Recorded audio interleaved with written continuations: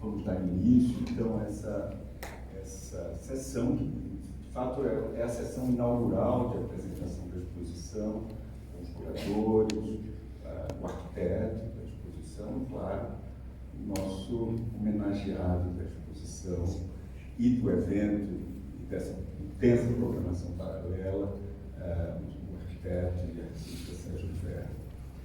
Do ponto de vista do museu, muito essa exposição é de uma importância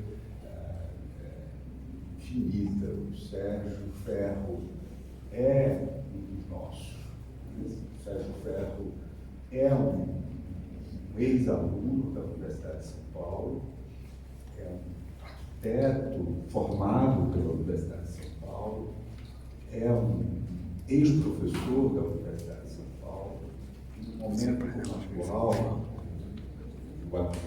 essa exposição e esse evento de discussão de sua obra não deixa também de se revestir de um sentido de reparação histórica, de reparação política, de reparação moral da Universidade de São Paulo com relação a esse nosso irmão, esse nosso membro da casa que foi tão maltratado no passado, naqueles anos de exceção do regime militar no Brasil.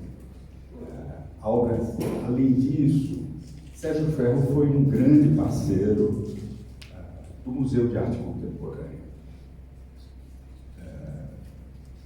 Um amigo do seu primeiro diretor da casa, o professor Walter Zanini, a quem ele pessoalmente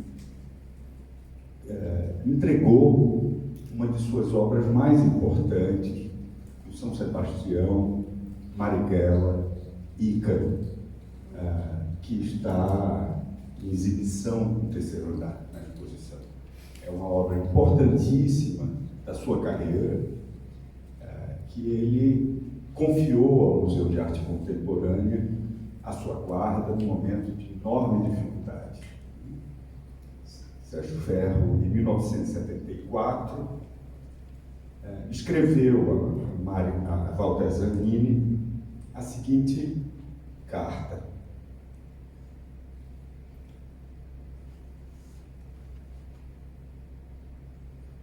Zanini, Grenoble, 16 de setembro de 1974. Zanini, aproveito o pretexto do cartaz de minha exposição em Tessalonica para repetir o que já te devem ter dito. É sobre o São Sebastião, ou Ícaro, que todos nós sabemos de quem se trata. É um trabalho que me é muito caro. Está inacabado, como se vê. É de 1970. Depois, tu sabes, fiquei algum tempo sem poder pintar. Ele estava preso pela ditadura. E eu, em seguida, viajei. Pelas palavras, eu fiquei sem pintar, eu viajei. Ele estava na cadeia e ele foi exilado. Mas ele diz de maneira muito discreta, naqueles anos muito difíceis da vida política e institucional brasileira. Mas é talvez melhor assim, que ele esteja inacabado. O que o quadro conta está também inacabado. Isso é muito importante. E ele diz que sempre que ele fosse bem guardado, mas não ousava oferecer. Mas como soube do teu interesse, venço a minha timidez. O quadro é do teu museu, e se quiseres, como pagamento, o que te peço é bem cuidar dele, o que sei que farás. E que um dia o quadro, ou o que ele lembra, terá que ser terminado. Um abraço grato, Sérgio Ferro. Essa mensagem fala muito. Sérgio Ferro chegou a avançar, a intervir no quadro em 1980, quando esteve no Brasil e visitou o museu e trabalhou sobre esse quadro. Anos depois, ele formalizou a doação da obra ao museu. Mas a luta ainda está por ser terminada. Era só isso que eu queria dizer da parte do museu. Obrigado, Sérgio.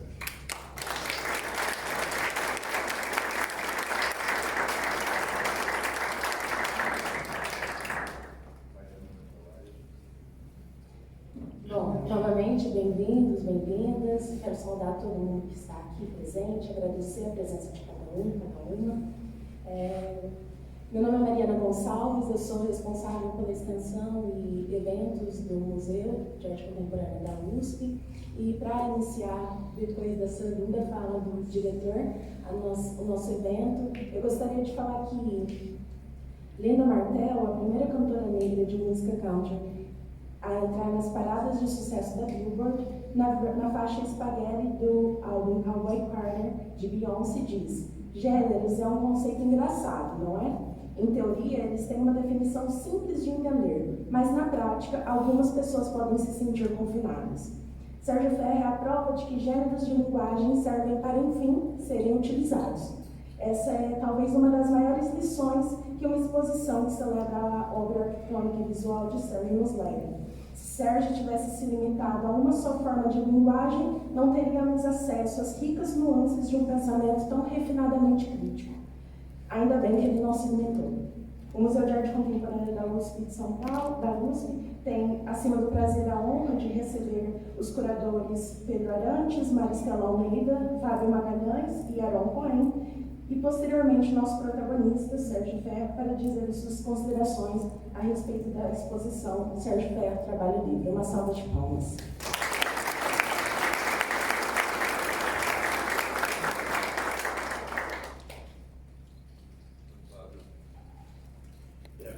Boa tarde a todos. Funcionando? Tá. Eu posso falar, tem, acho que posso para. Não? Só para dar o botão. Bom, tá bom. Boa tarde a todos. Há alguns anos atrás, essa exposição demora anos para ser montada. O Sérgio Ferrer me procurou num almoço e me apresentou um projeto da Maristela Almeida. E então, a partir desse convite do Sérgio, integramos essa equipe e acrescentamos a parte arquitetônica com Pedro Arantes e convidamos o Aaron Cohen para fazer toda a parte da tipografia da exposição, o que é muito importante, que é, na verdade, transformar a mostra num contínuo de um determinado pensamento. A exposição é muito simples, ela aborda 3 momentos do Sérgio Ferrer, mas antes de explicar sobre isso, eu queria falar um pouco com um contexto que é muito importante, que está expresso nessa exposição, eu começaria citando uma coisa que não está na exposição, que é a Revolução Cubana. A Revolução Cubana, que acontece no final de 1959, ela traz para o contexto da América Latina a Guerra Fria. Havia, nesse momento, uma ebulição, uma efervescência criativa muito grande na América Latina, mas em especial no Brasil. Se vocês imaginarem, 59 tem a Revolução Cubana, 58 tem o primeiro disco do Bossa Nova, começa o cinema novo, há uma série de entusiasmo criativo extraordinário. É nesse contexto que o Sérgio Ferrer está saindo da faculdade de arquitetura, FAUSP, e passa a entregá-la como o assistente do Flávio Mota, figura extraordinária também, Flávio Mota, que é uma ideia dela, abre a exposição com o Flávio Mota, um texto belíssimo do Flávio Mota sobre Sérgio Ferrer. Isso porque, que estranho, se abrir uma exposição de um artista com outro, mas na verdade é uma relação muito íntima. Talvez o próprio Flávio Mota tenha entusiasmado o Sérgio Ferrer na questão da história da arte, porque ele se forma e vai ser assistente do Flávio Mota na faculdade.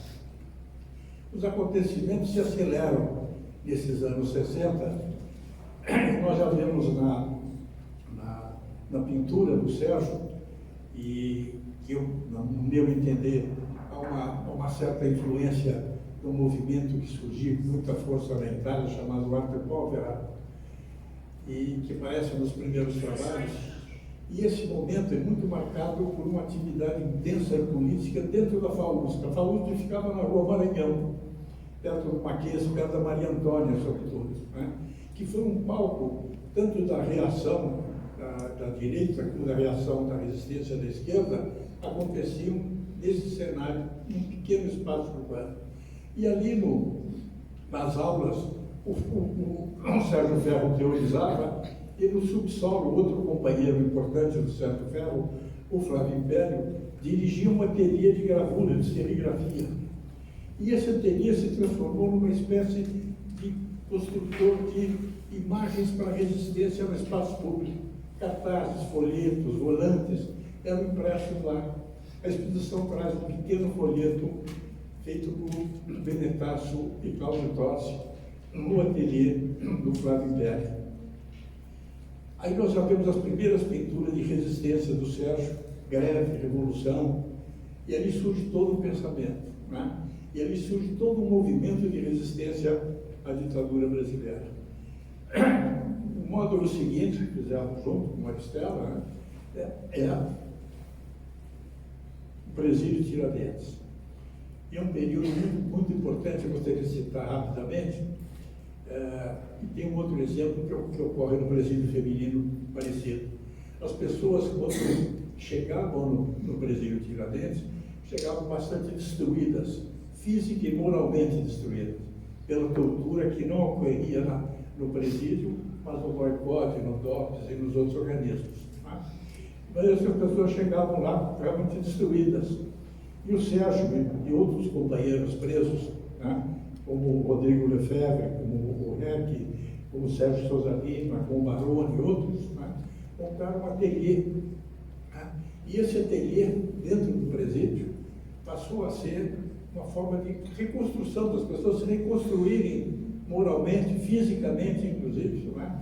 E aí tem um depoimento bonito do Sérgio Sister sobre a importância desse ateliê, que foi um dos companheiros de prisão do Sérgio Ferro. Né? Eu queria mencionar uma outra coisa que não está aqui, mas é um contexto parecido, e homenagear uma pessoa linda chamada Elza Lobo. A Elza Lobo fez um grande movimento no presídio feminino. As mulheres chegavam destroçadas, não apenas pela dor física, mas pelo estupro, pela dor moral. Era uma violência terrível, as mulheres chegavam destroçadas. E a Elza Lobo monta uma oficina de teatro dentro do presídio feminino. E com isso as pessoas se recuperam moralmente. Então é muito importante esse trabalho que se desenvolveu dentro do presídio. E todo aquele módulo presídio Tiradentes são obras construídas dentro do presídio.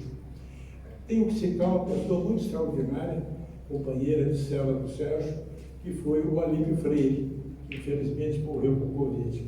O Alípio teve a visão de guardar essas obras todas e mais ainda buscar nos companheiros e formou uma extraordinária coleção de obras, todas elas feitas no presídio Tiradentes. E ele doou, na verdade, a esposa dele doou para a Pinacoteca do Estado, que tem uma coleção extraordinária que trata desse momento de violência e de ditadura. Também o Aron teve a felicidade de fazer uma homenagem ao Benetasso, que nós estávamos imaginando, de criar ela na horizontal. Benetasso foi aluno do Sérgio, foi companheiro do Sérgio Mirabê, foi uma das pessoas que trabalhava, fazia um volante no Maranhão, na FAU do Maranhão, e que foi tirado da prisão para ser assassinado no espaço público como se estivesse foragido ou combatendo. Uma coisa atroz, a Comissão da Verdade revelou todas essas coisas, então essa homenagem ao Benetasso, o Aron teve a felicidade de colocar ela na horizontal, com uma grande tumba, uma grande homenagem. E o mais curioso que nós descobrimos, né, Aron, que esse cinza conversa com todo o tecido cinza da mesa da Santa Ceia. Criou uma empatia extraordinária entre a Santa Ceia. Essa exposição teve muitas dificuldades de recursos para poder desenvolver. Nós pensávamos em trazer 20 obras do ateliê do Sérgio em Paris. Né? E você vê como as coisas, quando querem ser feitas, elas fazem. O Sérgio chegou aqui com uma semana e produziu 2 obras extraordinárias que estão lá na exposição. Uma delas, que é em homenagem ao movimento dos coletes amarelos, na França, e a outra, uma homenagem ao Benetache. Né? E essas 2 obras, e ainda trouxe um esforço pessoal, 2 telas que foram montadas aqui para enriquecer a exposição e trazer contemporaneidade para ela. Ou seja, nós temos não só todo esse percurso desse tempo, mas temos também depois um desenvolvimento do Sérgio na atualidade. O Sérgio hoje é um dos teóricos mais importantes, pensador sobre arte, que vem discutindo as questões da arte e de arquitetura, depois o Pedro vai falar a questão de arquitetura. Mas, enfim, é uma exposição simples e que presta uma homenagem a esse artista extraordinário que é o Sérgio Ferro. Eu tive a alegria de estar junto na direção com o Bart e no MASP, quando fizemos a última grande exposição do Sérgio Ferro, que ocupou toda a parte de baixo do Museu de Arte de São Paulo. De maneira que, obrigado, Sérgio, obrigado meus companheiros de trabalho, obrigado, sobretudo, ao museu que nos acolheu aqui, com o Lira. É isso, muito obrigado.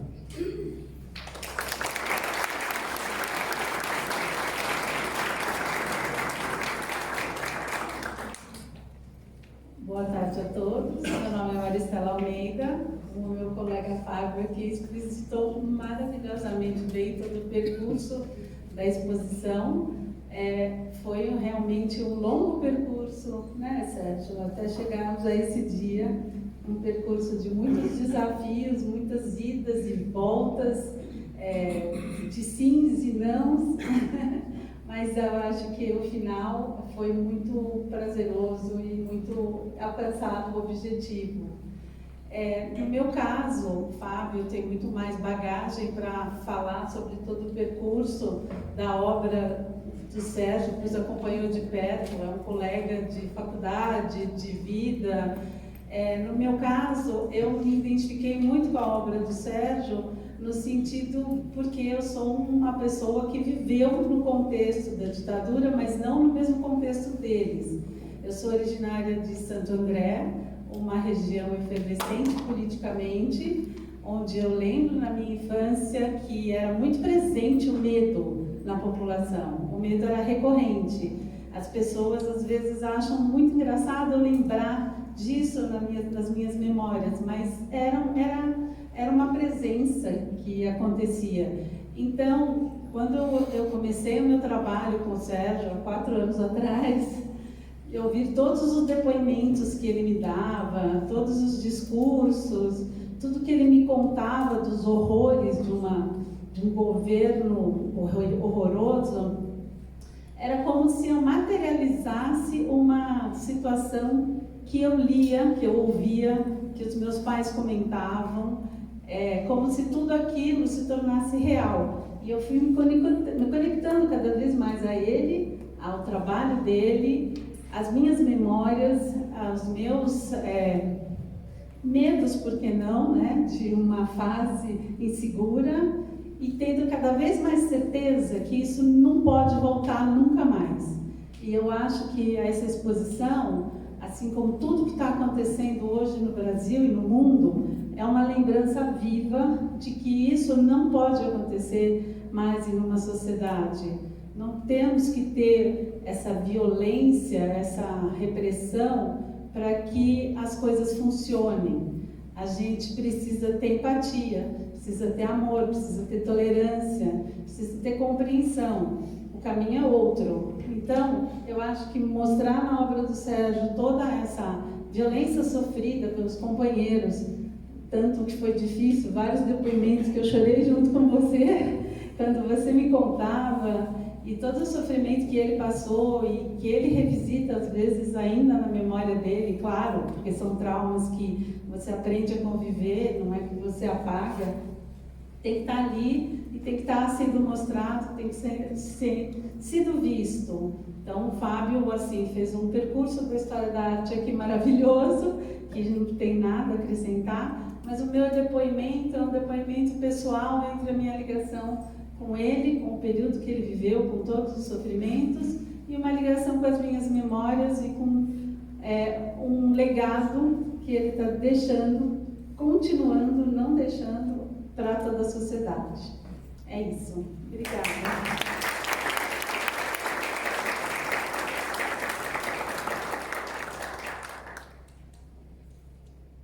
Bom, terça-feira teremos o lançamento dos livros novos do Sérgio Ferro, e lá a gente poderá falar um pouco mais da teoria crítica do Sérgio Ferro na arquitetura. Vou me concentrar um pouco mais na proposta expográfica e de curadoria da área de arquitetura, e depois passar para o nosso querido colega Aron complementar as explicações sobre a expografia, que é brilhante.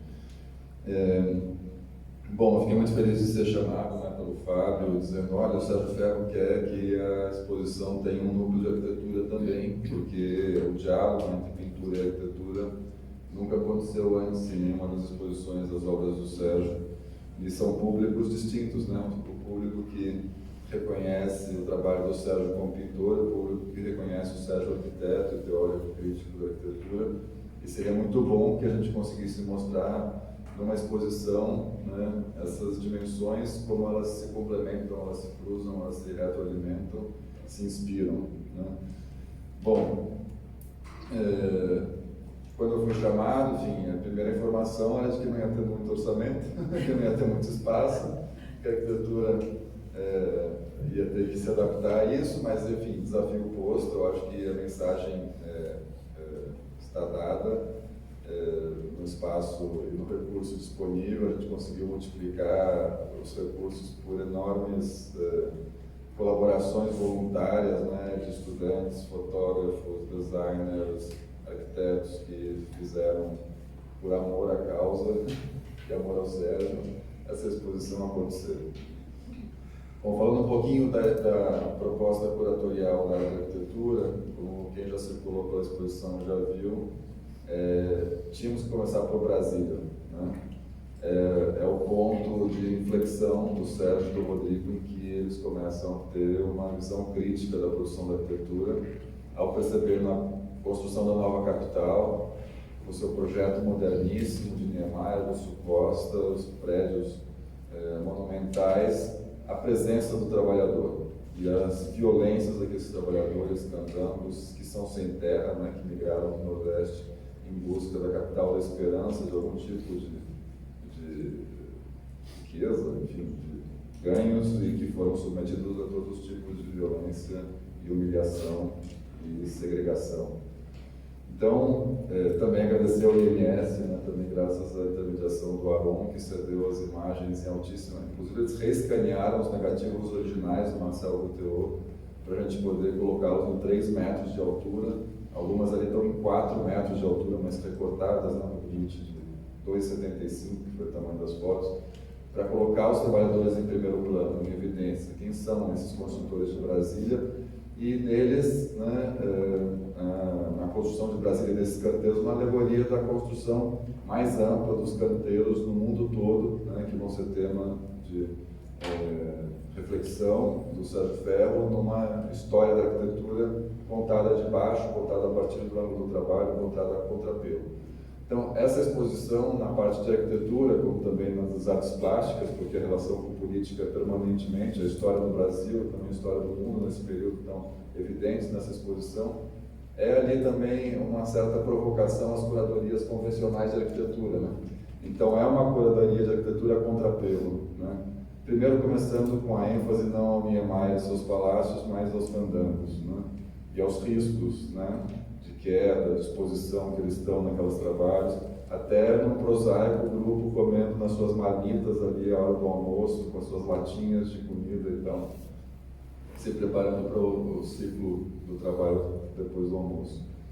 E aí a gente ingressa na área escura da exposição, né, que tem as projeções, que tem maquetes, que tem a apresentação propriamente do trabalho da arquitetura nova. Passando, eu tive que escolher 2 casas, e são as casas emblemáticas do período mais experimental, logo no início dos anos 60, ainda antes do golpe, a casa do Boris Fausto, a casa do Bernardo Isler, que são casas que testam alternativas, não só formais e tecnológicas, mas também hipóteses em relação ao desenvolvimento, ao progresso, à industrialização e à escolha, que é um diálogo com a arte povera, com o cinema novo, com os trabalhadores e a autoconstrução popular de poder pensar a habitação a partir dos materiais mais corriqueiros, mais baratos, que pudessem ser recombinados de uma outra forma engenhosa. Então tem uma iniciativa que é vanguardista, mas ao mesmo tempo é vernacular, trabalha com as limitações que o povo tem na produção da construção, mas não se submete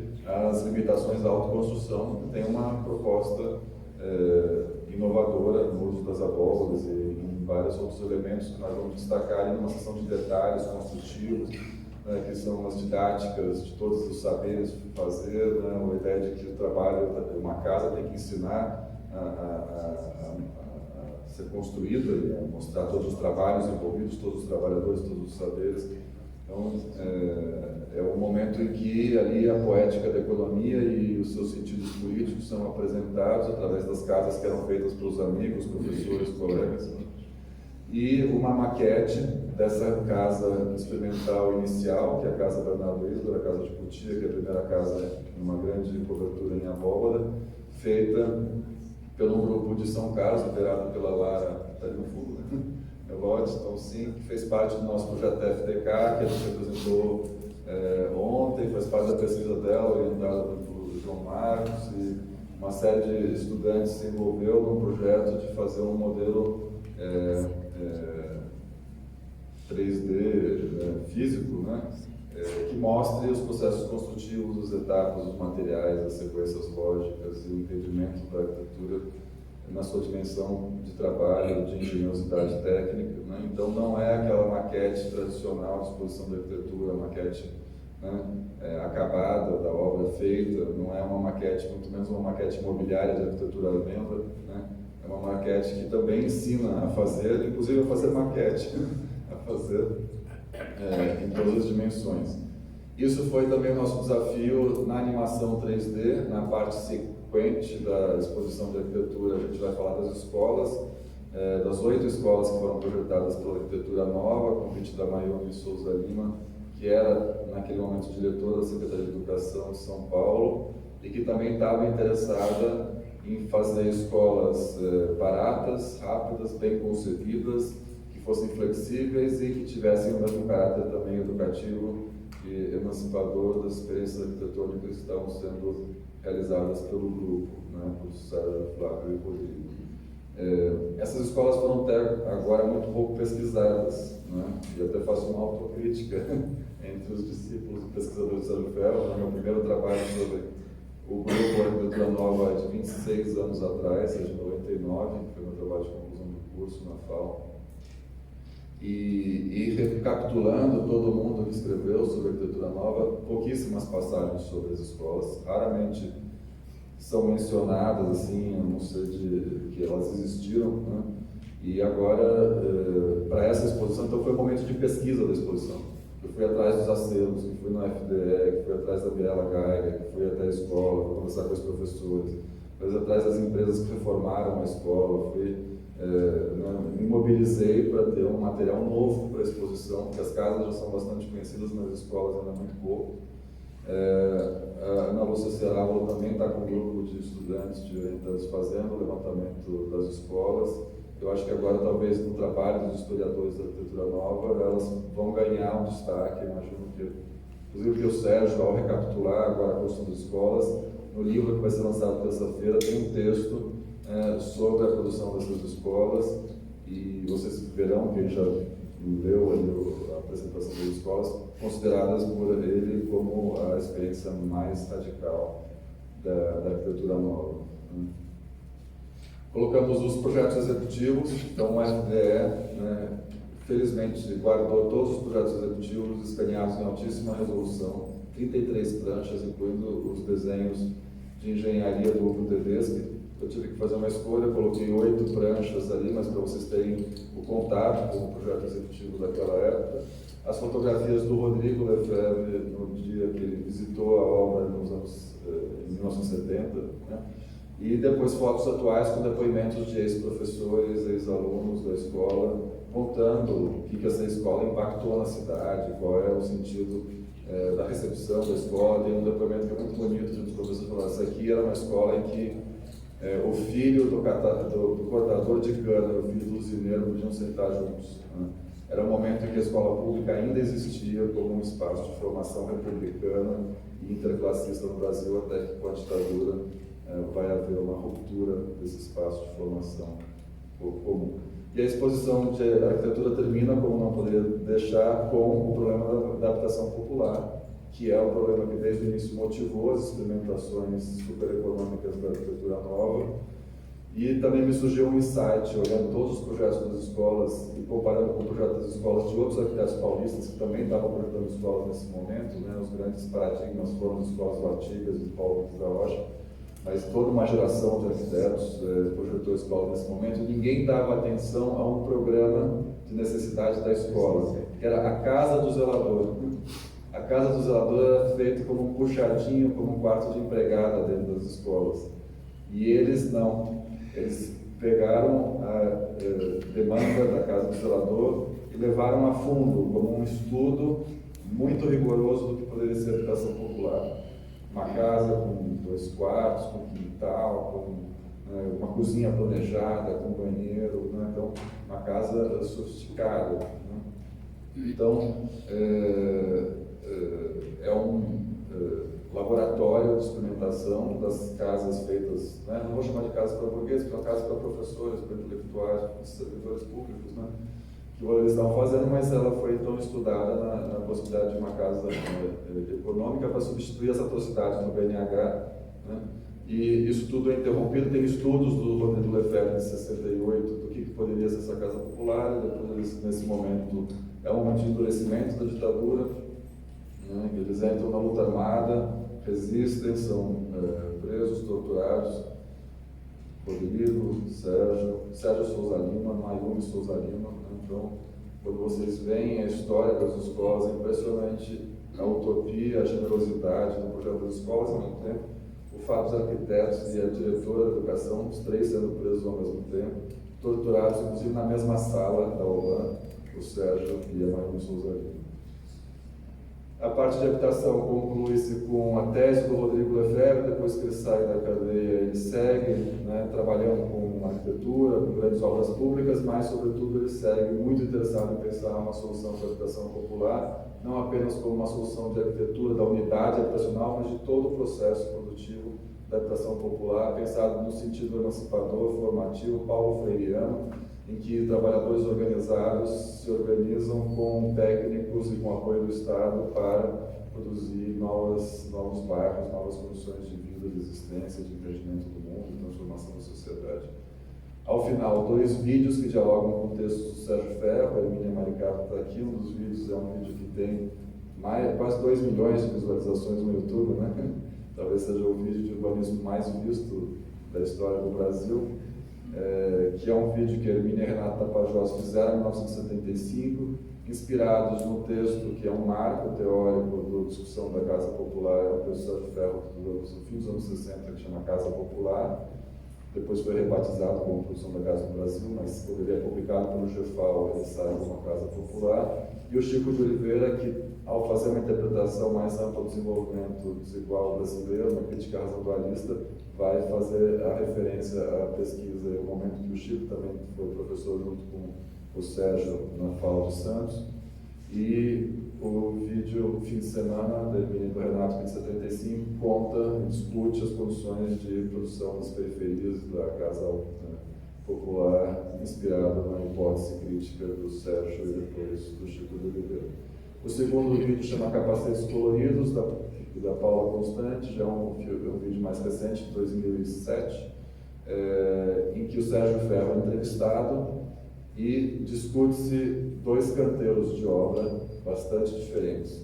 Um canteiro de uma grande construtora que está construindo, paradoxalmente, a USP Leste, que poderia ser exatamente um espaço experimental também de produção do novo campus da universidade, mas não foi. O patrimonialismo ali foi evidente, inclusive nas relações promíscuas do diretor da FAO e arquiteto do campus e governador, né? E se vê ali o canteiro tradicional, e de outro lado o canteiro de um mutirão autogestionário, também na Zona Leste, no novo de moradia, assessorado pela usina, né, que vamos debater isso também no dia 23, né, sobre habitação popular e Sérgio Ferro. Então, o Sérgio, com o seu depoimento, vai amarrando, misturando a história desse pequeno documentário também. Então, o núcleo de arquitetura que está muito bem posicionado, agora eu vou passar para o Aron a falar, foi uma hipótese muito feliz da expografia, de colocar a arquitetura como uma espécie de moinho no meio, né, do percurso da pintura. Então, a pintura é dos anos 60, que está na primeira fase, a arquitetura, depois o público segue para a pintura já feita no exílio e mais contemporânea do Sérgio Ferro, até terminar, né, no grande altar, na mística final, que são suas pinturas para o MST, que a gente discutiu ontem aqui com a presença do Estésio, né? Então, para mim foi minha primeira curadoria, viu, Sérgio? Desde primeira e última. Enfim, fiz por nossa relação, por acreditar muito na história que você não só construiu, mas que você abriu para muitos outros pesquisadores, ativistas, militantes, né? E fiquei muito feliz então, de ter participado e de conhecer o que eu chamo dos 3 velhinhos porretas, né? Além de você, o Aron e o Fábio, os octogenários que fizeram essa exposição, que é uma exposição revolucionária. Né?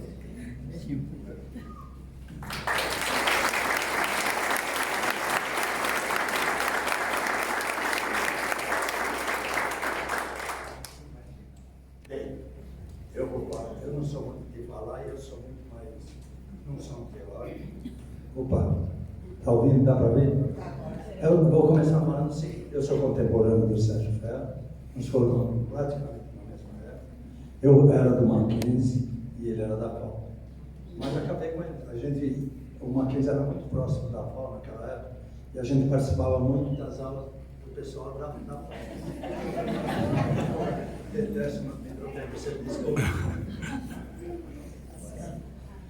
Então, essa coisa de a gente estudar no Mackenzie e na FAO, naquela época foi muito grande, quer dizer, a maioria dos estudantes faziam muito isso. Tinha Artigas, tinha Paulo, tinha Pedro Paulo, tinha uma série de pessoas que eram muito mais interessantes. Além disso, a filosofia ficava em frente o Mackenzie.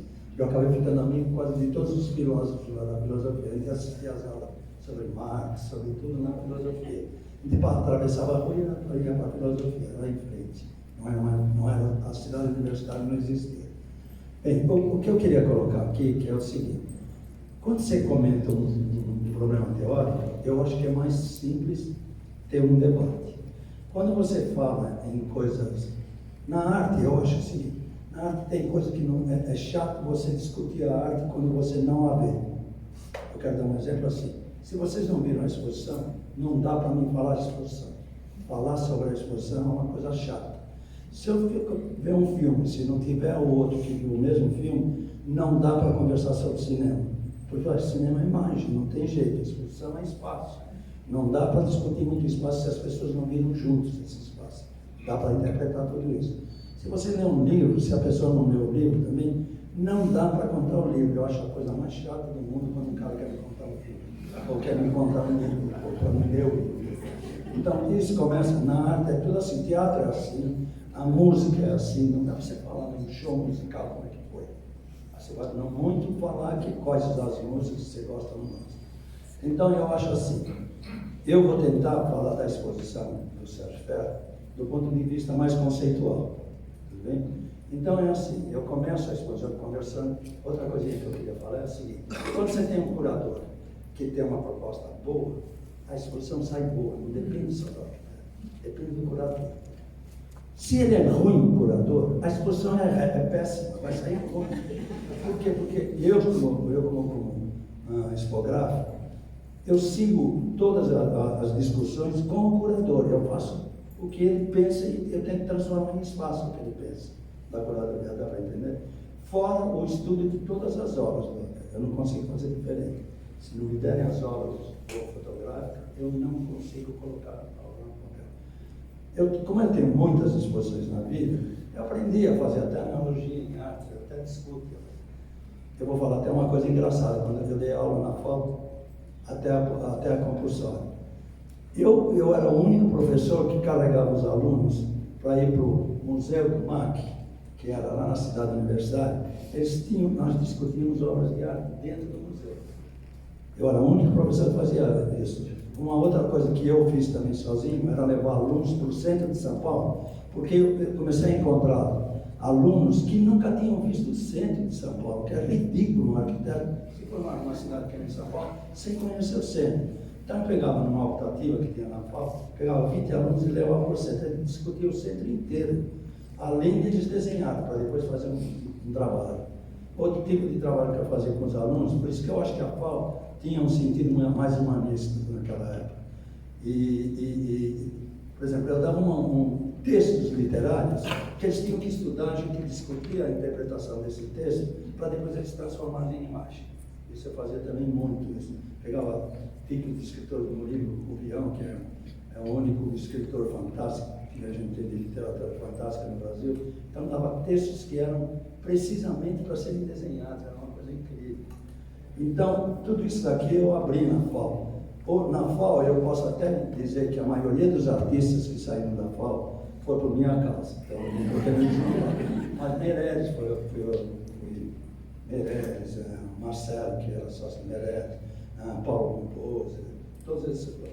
Uma série de outros artistas que vocês conhecem que saem da FAO, um pouco foi por minha causa. Eu fazia exposições, conseguia arrumar painéis na FAO para fazer exposição do pessoal que gostava de pintura. Então, para isso, eu acho que eu tenho um certo valor nessa turma de artistas de São Paulo. Bom, voltando para a exposição, agora é o seguinte, eu vou definir mais ou menos o que eu acho. Depois de discutir muito com o Fábio, discutindo todos os artistas, eu vim para o MAC e vi o espaço do MAC. Eu acho que fazer expografia, tem dois jeitos de fazer expografia. Ou você tem um espaço já existente, ou você não tem esse espaço. Quando você não tem, você é obrigado a criar esse espaço para a expografia. Quando você tem um espaço, você recorre a esse espaço para fazer a sua expografia. Dá para entender isso? Você tem um galpão, por exemplo. Não dá para fazer uma exposição como essa do Sérgio num galpão. Eu vou ter que criar um espaço para ele. Eu vou ter que criar painéis para poder fazer a exposição. Quando eu pego um espaço que é meio do MASP, por exemplo, eu uso aquele espaço. E para mim, aquele espaço faz parte da expografia. Se vocês olharem lá na exposição, todos os painéis estão amarrados aos pilares do MAC, do prédio do MAC. Fora isso, eu crio uma rua, é um arroz, vocês não vão, eu vou dizer porque vocês não percebem direito. Vocês criam uma rua nos quais os painéis, eles dançam nessa rua. Os painéis, eles vão e fecham. Dá para perceber isso? Então, por exemplo, eu quero que a pessoa veja determinadas obras de uma maneira e quando ele sai da rua, ele veja de outra forma. Quer dizer, de repente, eu criei até praças lá no meio desses painéis, porque o painel dançava. O painel ia para cá, de repente fechava, ficava a 20 centímetros. Eu não grudava ele, para continuar mostrando essa roupa. Isso era uma coisa, eu acho que o painel, nessa exposição, ele é um painel vivo, porque ele está em posições aleatórias em função de todos os pilares. E com isso, eu resolvi, até nós tivemos uma conferência com o Sérgio, ele estava na França, e eu tinha comentado isso para ele, ele achou ótimo, então eu fui em frente, porque eu peguei a exposição toda, como ele era uma pessoa que tinha essas duas funções de arquitetura e de artista plástico, eu achava que a exposição de arquitetura devia estar inserida no meio de toda a exposição. Então eu criei uma exposição, vocês vão perceber que é uma coisa que se gruda assim, que tem entrada e saída na exposição de arquitetura. E ela breca as artes plásticas para você sair do lado e sair do outro lado para continuar vendo as artes plásticas. Todo mundo viu a exposição embaixo? Não. Todo mundo. Então, dá para... Não? Viu? Tá bom. Então, e você continua, de repente abre uma plástica, de repente fecha quase ela inteira, para ficar um rasgo mostrando o MST lá no fundo. E a única cor que eu consigo botar nessa exposição foi o preto, que não é cor, definitivamente, mas e coloquei um magenta. Magenta não, carmim. O carmim lá no fundo para o MST. Tem uma certa intenção, porque o papel, o preto funcionava bem no papel, eu acho. Infelizmente, eu acho que deu algumas coisas erradas, mas não tem importância. O fundo, o bordô, para não botar o vermelhão, eu botei a cor mais do carmim, para dizer que chega próximo, não vai? Bom, então, com isso, eu acho que se cria uma situação que, no meu ver, ela ela tem um lado da esquerda que eu gosto muito, né? Pelas obras do Nelson, por todas. Duas obras fundamentais, posso falar, né? Eu vou falar de duas obras que eu amo, acho no máximo. Uma é do Mac, que é do Lamarck, mais do que do Marighella, eu pessoalmente. Acho que aquela forma, eu conversando com o Sérgio, ele gosta também muito dessa obra, até ele falou, eu concordo com você. E a outra obra que está quase no final, que é uma escultura branca, e com uma chapa de ferro. Eu também, essa é a segunda, a escultura que está na parede.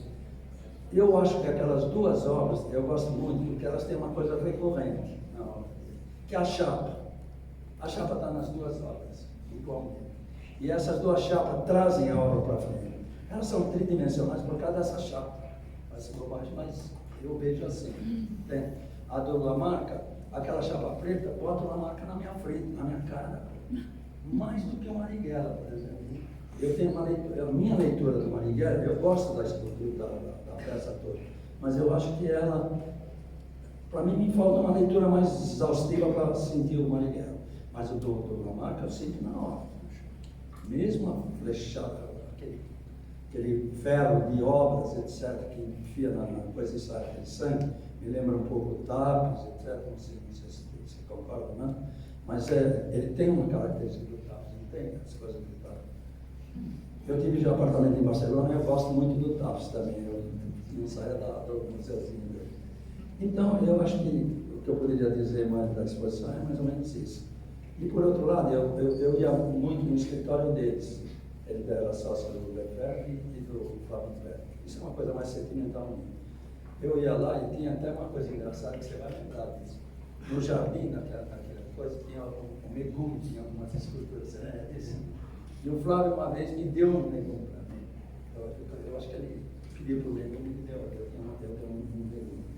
E outras coisas, eu fiquei muito mais amigo do Flávio do que do Sérgio Lefebvre. Eu falei, Lefebvre mais como arquiteto. Claro, a gente tinha o IAB, eu fui até secretário do IAB na época, então o Lefebvre participava de todo o movimento. Mas eu, por exemplo, foi outra coisa engraçada que eu posso contar, é que eu fui professor do Mackenzie e propuseram meu nome 3 vezes, o Mackenzie não aceitou. Eu sou um dos poucos renegados do Mackenzie. Porque eu vendia novos rumos do partidão no meio do pátio, fazia toda aquela coisa do movimento. Fizeram uma greve pela federalização do Mackenzie, que é um absurdo total. É que ninguém querer pegar os Estados Unidos e você quiser fazer uma greve para privatizar, para acabar com a região do Mackenzie. Perdemos, fizeram uma greve quase de 180 dias, eu acho que você nem lembra isso. Até que chegou o exército naquela janela dos outros prédios da coisa, com metralhadora mirando para nós todos no pátio. Isso aconteceu, se vocês quiserem ver historicamente, vocês podem ver que aconteceu isso de verdade.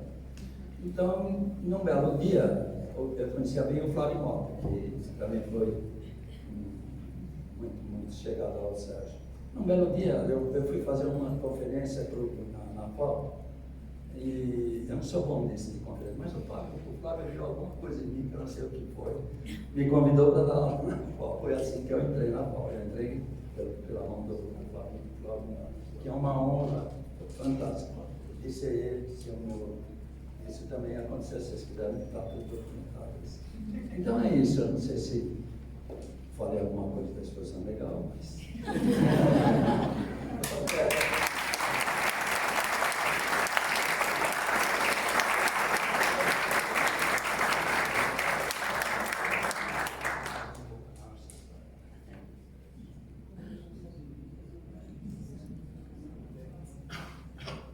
Eu não vou nem me meter a quem está agradecendo. Vai sentar na frente para assistir a tua... Não, não tem pessoal aqui, não.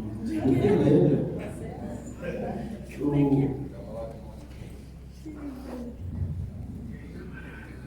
Eu nem vou tentar agradecer a todas as pessoas que colaboraram com a minha vida, desde muito tempo. E esses 4 personagens que estão aqui esqueceram de dizer um detalhe que eu acho que é fundamental. Eles não ganharam absolutamente nem um centavo fazendo isso. Fizeram de graça, espontaneamente, porque viram que o financiamento da minha exposição era muito pequeno.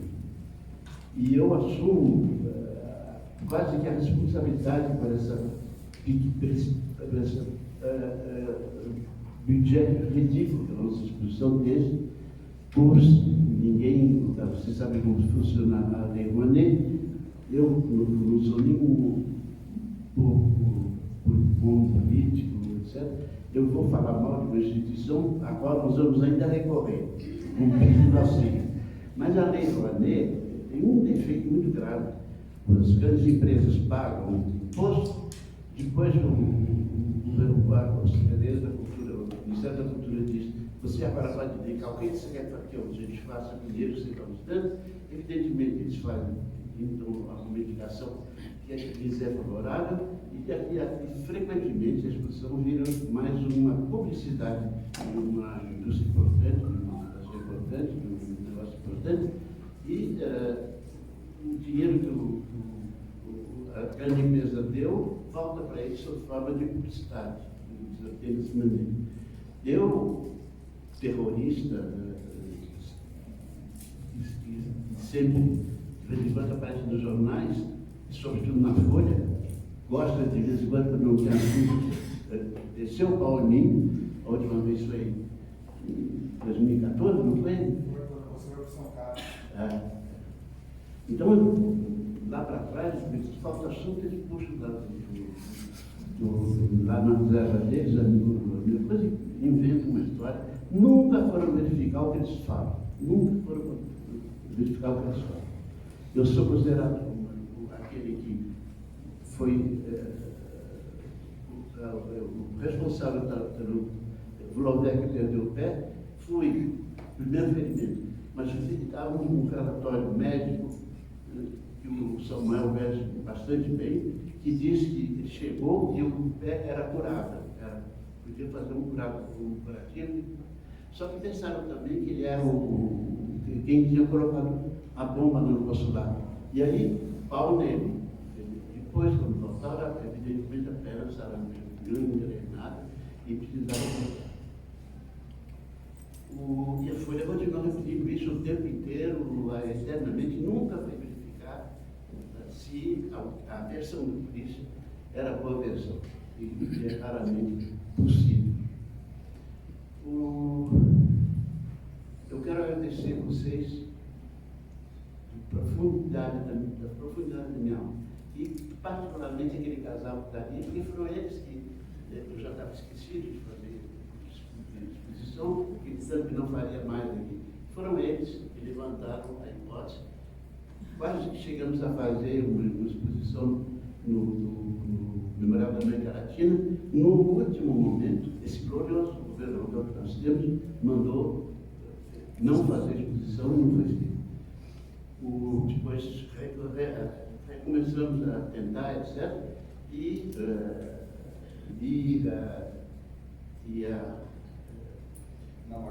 Ana Magalhães, há 2 anos atrás, começaram a tecer a possibilidade de fazer uma exposição.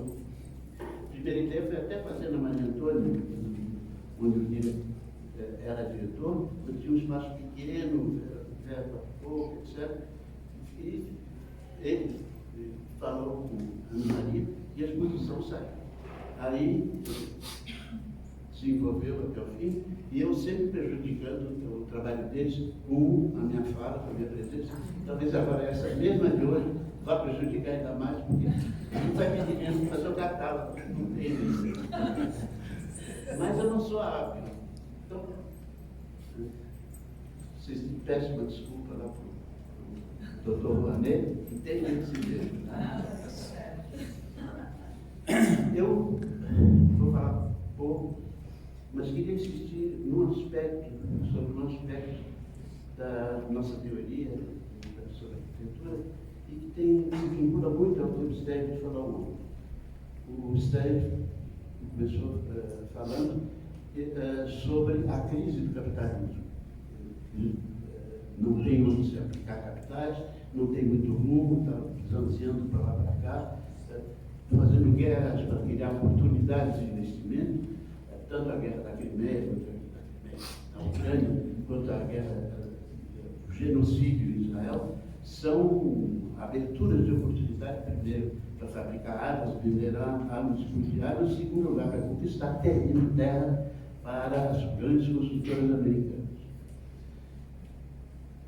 Começando, como é óbvio, arrasando tudo, para depois poder ter que matando algumas pessoas, para depois ter que substituir por outras. Essas coisas não são indiferentes para a nossa produção e para a nossa atividade.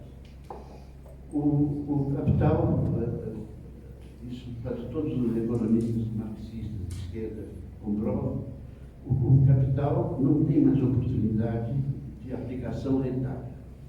Esgotou. Fazer bugiganga para o povo, não tem mais bugiganga nova que possa ser inventada. Entender? O telefone portátil foi a única maravilha comercial, a última, mas não tem mais. Estou procurando desesperadamente o que fazer com dinheiro que cada vez se acumula mais na mão deles, no bolso deles. Aplicam no que podem. Aplicam sobretudo, infelizmente, quando não tinham onde aplicar, em arte.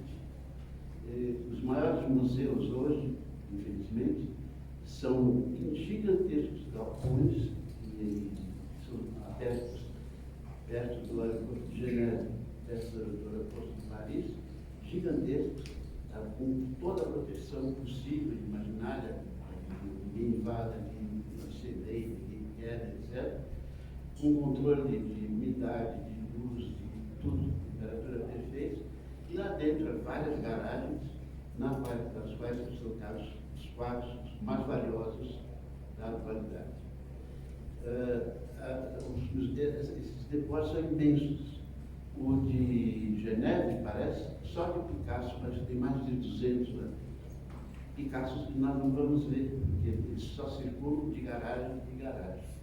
O pessoal primeiro desce com os jatos deles, lá do aeroporto, entram lá dentro, há um coquetel, etc., e o quadro passa da mão de um Picasso para a mão de outro Picasso. Depois volta para uma mesma garagem, para outra garagem, mas não sai dali. Raramente sai dali. Então, a história da arte hoje é uma história que não tem nem pé de cabeça, porque as obras futuras, as melhores obras, ninguém vê, ninguém estuda, porque estão mantendo errado, etc.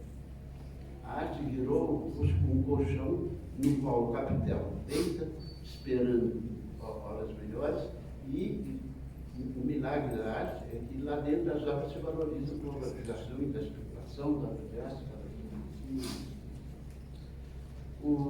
A minha querida arte plástica, acho que vive momentos trágicos hoje, difíceis, e se a gente não tomar cuidado, acaba.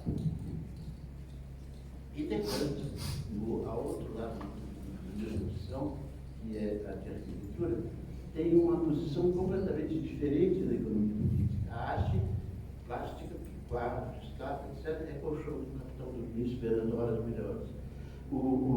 Nós, na posição, temos outras responsabilidades. Nós sempre acreditamos que o progresso está nas usinas, nos foguetes do Musk, nessa coisa da tecnologia hiperdesenvolvida.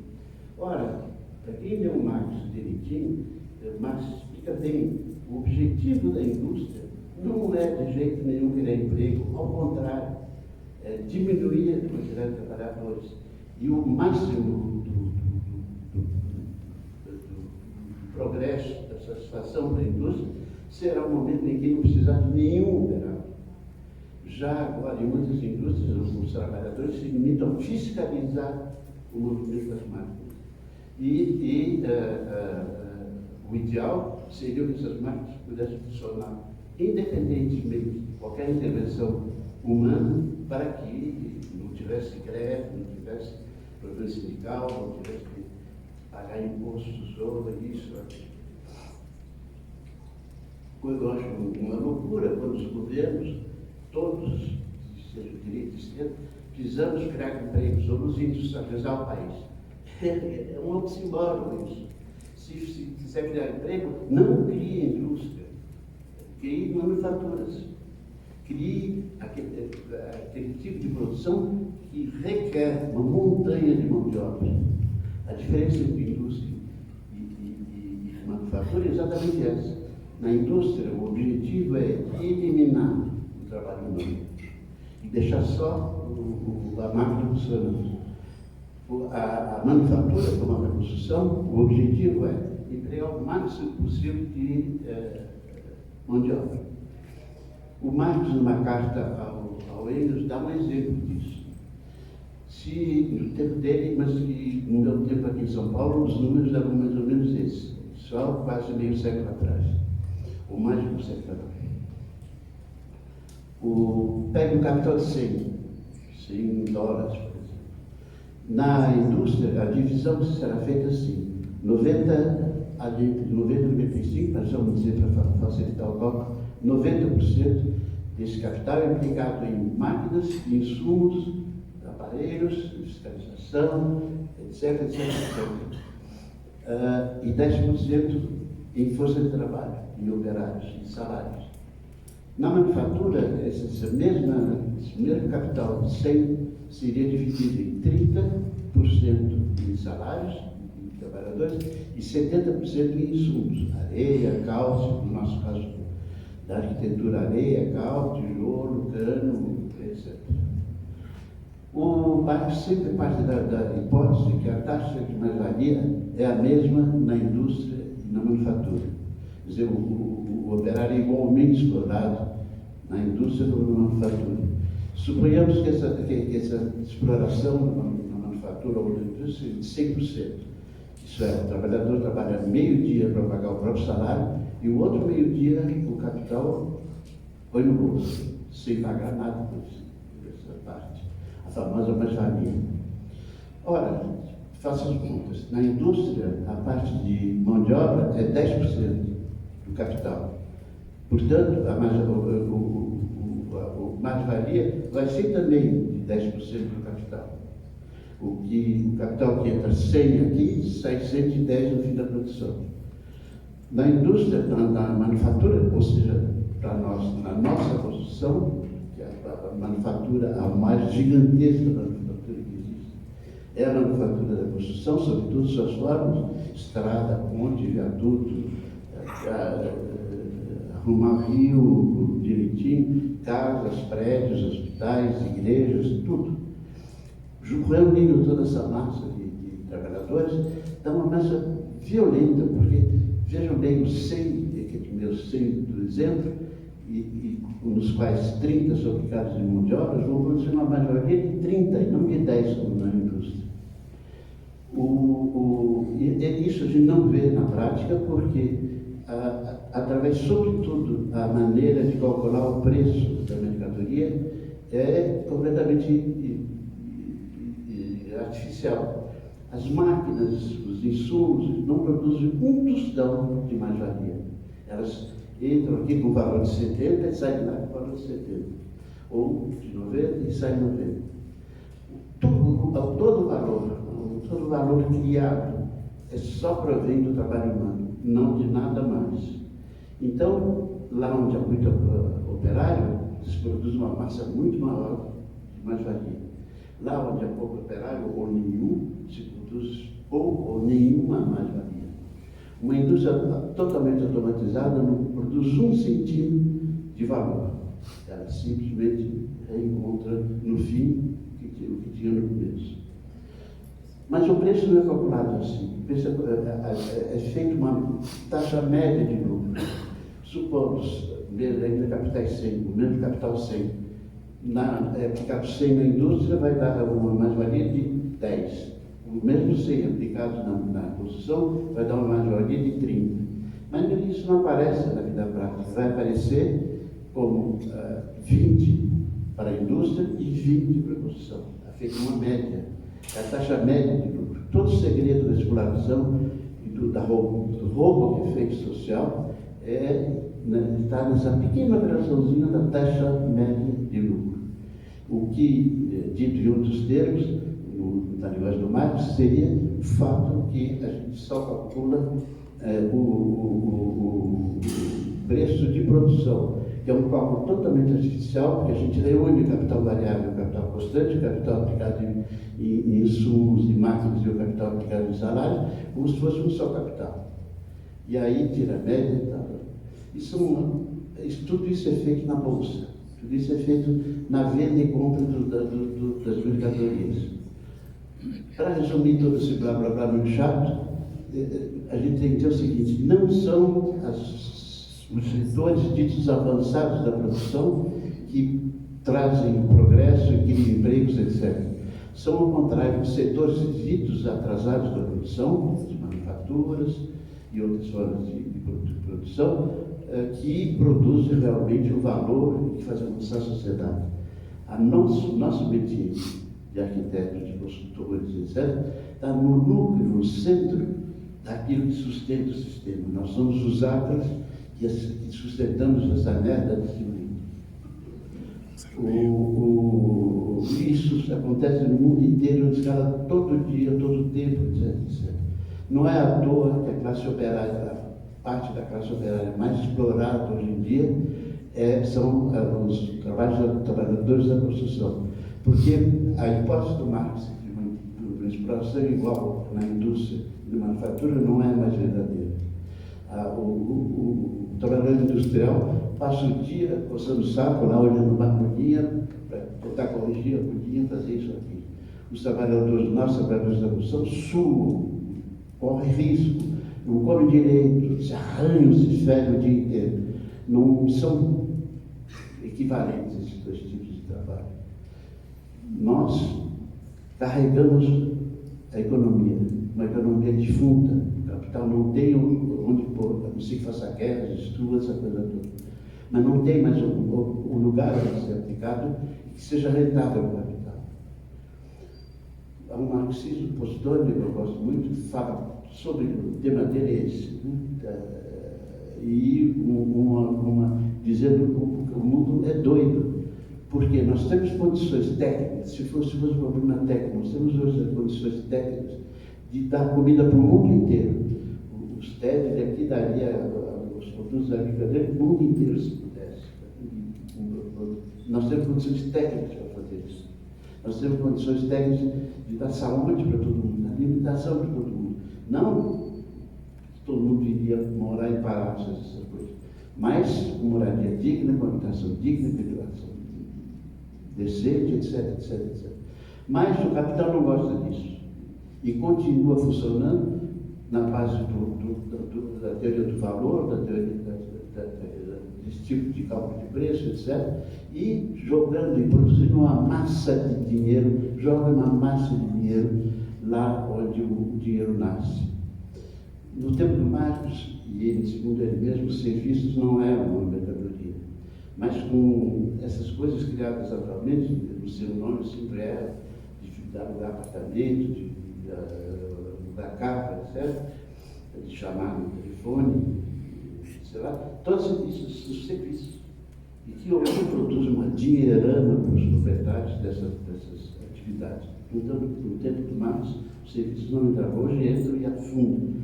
Mas a principal fonte ainda de riqueza do mundo, de produção de riqueza, do que é chamado de riqueza, dinheiro, não é riqueza real, comida, beleza, saúde, etc. É riqueza técnica, daquela forminha assim, que interessa, nada mais. Isso eu quero lembrar pelo pedido do Stede de ontem. Nós temos, de uma certa maneira, sair desse mundo injusto e de uma certa maneira, fazer uma transformação social. E o que eu quero dizer hoje com muita força força, com muita ênfase.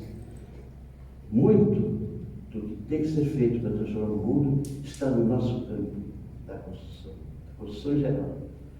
Mas os arquitetos têm um papel grande nisso. Os arquitetos são como uma espécie de autocostura. Eles fornecem o formulário no sentido de forma, que as coisas devem ter, etc., para que os operários da construção possam se explorar os seus corpos. Porque os operários são afastados de toda e qualquer autonomia, devem obedecer ordens cada vez mais cretinas, dadas pelos computadores que calculam tudo aquilo, e eles têm missões desse tamanho assim, especialistas em colocar portas de B nos banheiros das milhares de casas de minha casa de jardim. E coisas tipo, o saber fazer operário, que era uma maravilha, desaparece completamente nessas micro-operações. Todo mundo viu o que aconteceu nos canteiros do último Mundial, quando os trabalhadores nos canteiros de obra morriam abandonados, sem nenhum serviço de saúde, sem nenhuma assistência, sem nenhuma possibilidade de reclamar, porque não tinha nem um balcão para reclamar, abandonados completamente. Isso, que foi uma exceção, já era antecipado no tempo da construção do Brasil, mas está cada vez mais violento. O canteiro de obra vai ser cada vez mais violento. O trabalho vai ser cada vez mais especificado, espicaçado. Vai ser cada vez mais inútil, ridículo, bobo, cretino, enfim. Quase como o filme do Chaves, apertando o parafuso o dia inteiro, etc. Nós temos uma responsabilidade coletiva na luta de classes. E para terminar esse blá-blá, eu aconselho muito a leitura da Guerra Civil na França, do Marx, que é sobre a Revolução, sobre o período de 1848.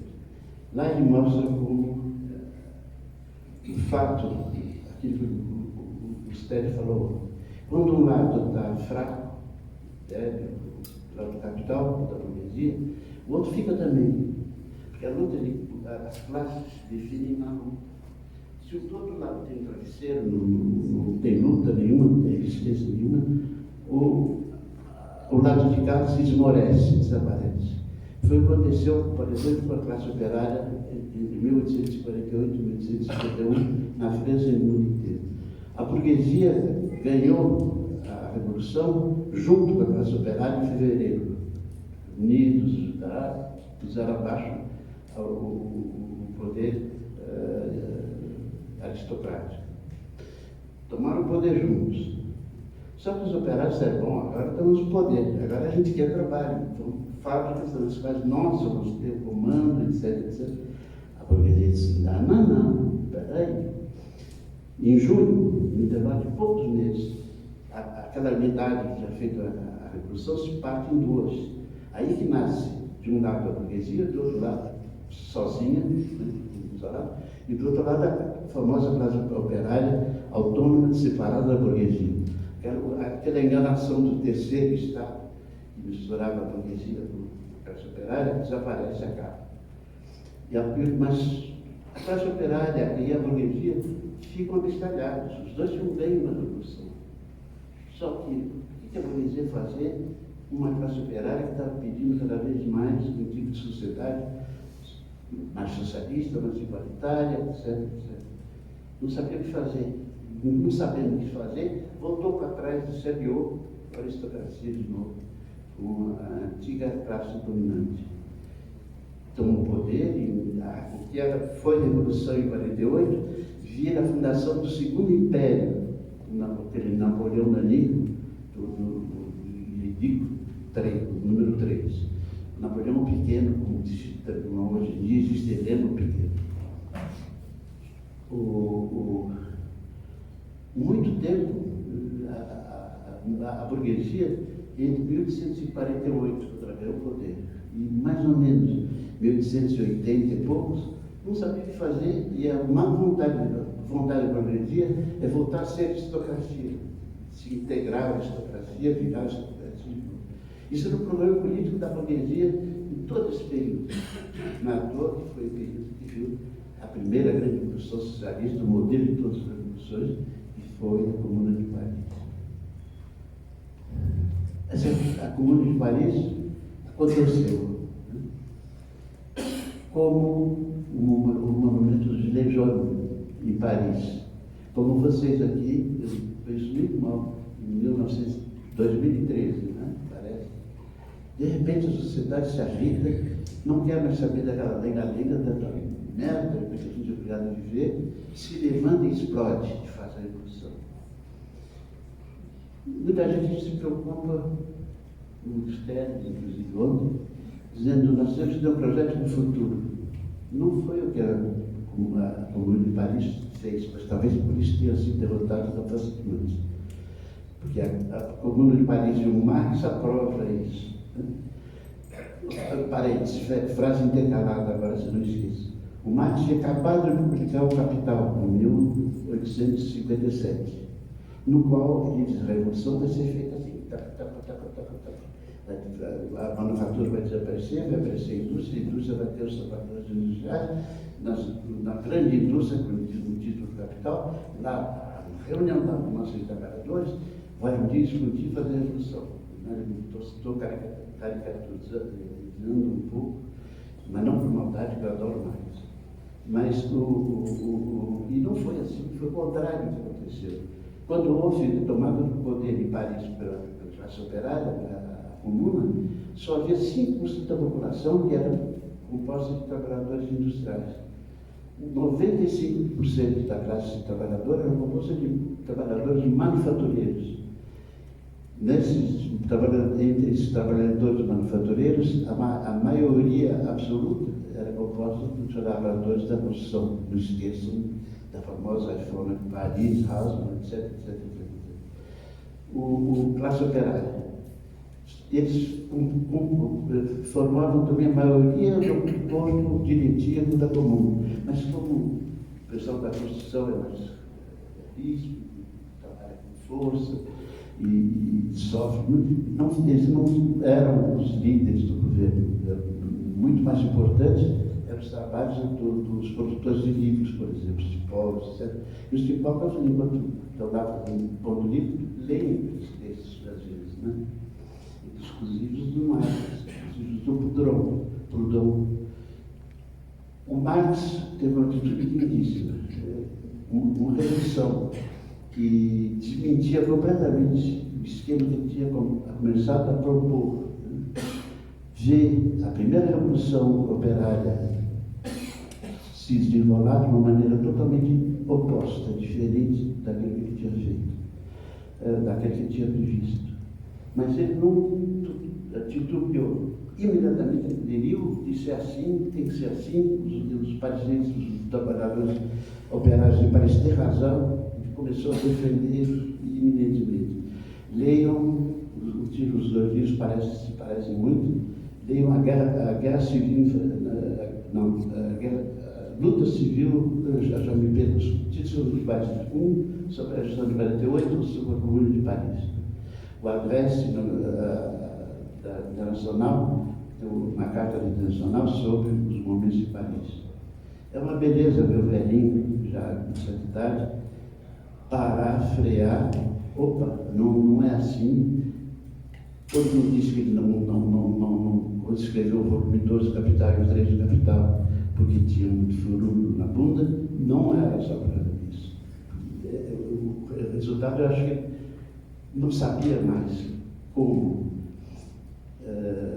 escrever. E há textos dele bastante confusos, que compõem o volume 2 e o volume 3. E há textos no volume 1 também bastante confusos. Em particular, aqueles que nos interessam mais. A cooperação simples, a manufatura, a maquinária e a grande indústria. São pessimamente escritos. O Engels tem uma carta por mais, é boa. Reescreve isso aí, não dá para ficar assim. O Marx, no dia seguinte, responde: desculpe, meu filho, mas eu estou atolado de credores em cima de mim, pedindo que eu pague minhas dívidas, eu não tenho como, etc. Eu estou com uma bruta crise de furunculose e não dá, não reviu.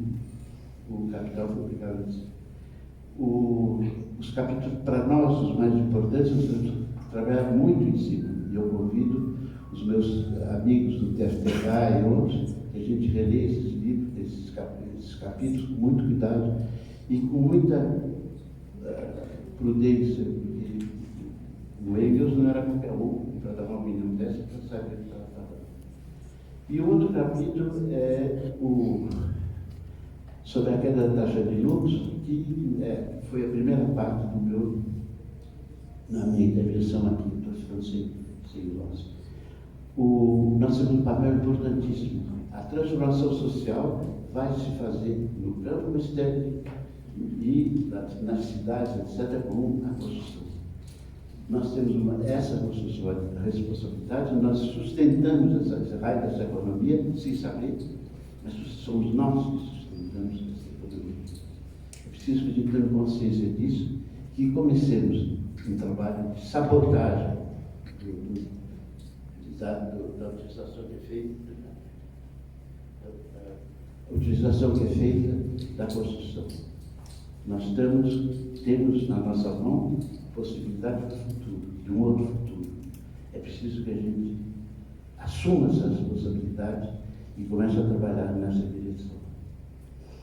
Obrigado a vocês.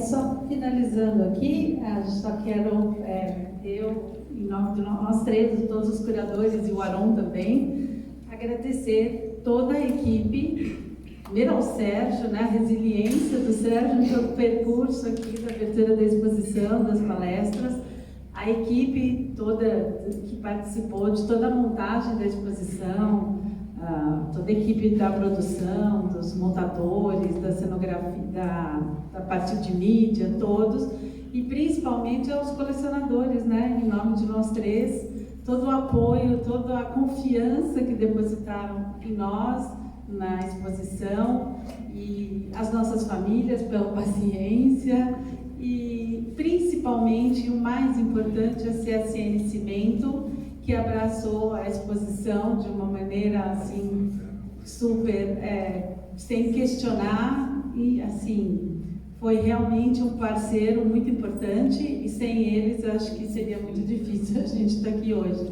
Então os agradecimentos à família do Sérgio também, toda aqui, a Ediane, que também foi muito importante no processo, né, Ediane?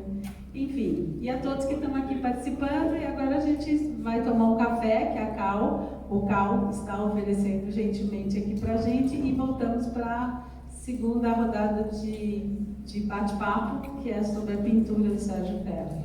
Obrigada a todos.